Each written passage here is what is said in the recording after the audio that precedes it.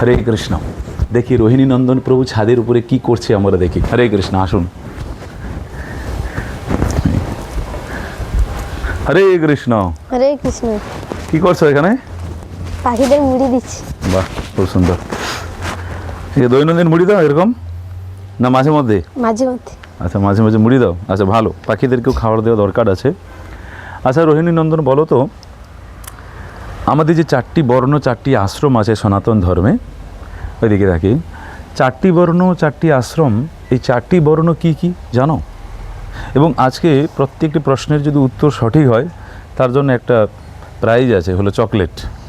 প্রথম বলো তাহলে আজকে, মানে বর্ণের 4টি বর্ণ কি কি? ব্রাহ্মণ, ক্ষত্রিয়, বৈশ্য, শূদ্র। বাহ, সঠিক উত্তর। তাই সঠিক উত্তরের জন্য রোহিণী নন্দনকে আমরা চকলেট দিচ্ছি, চকলেট। 4টি আশ্রম কি কি?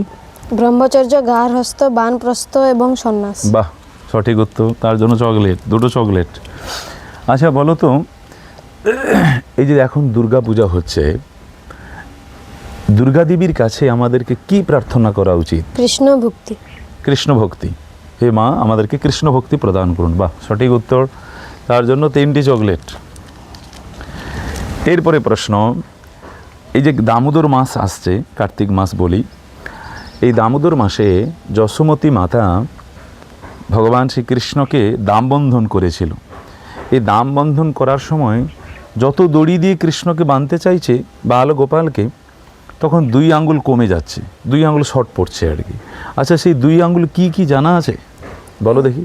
ভক্তদের উৎসাহ এবং ভগবানের কৃপা।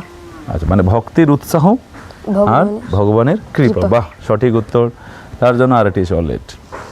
আচ্ছা এরপরে বলো তো, চৈতন্য চরিতামৃতের কোন একটা প্রয়ার তোমার মনে আছে কিনা? চৈতন্য চরিতামৃতে, আচ্ছা বলো।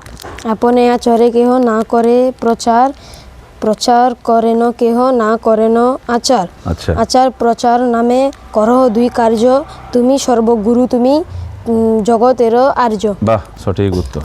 হরে কৃষ্ণ। হরে কৃষ্ণ। হরে কৃষ্ণ, জয় হরে রাধে। কৃষ্ণ।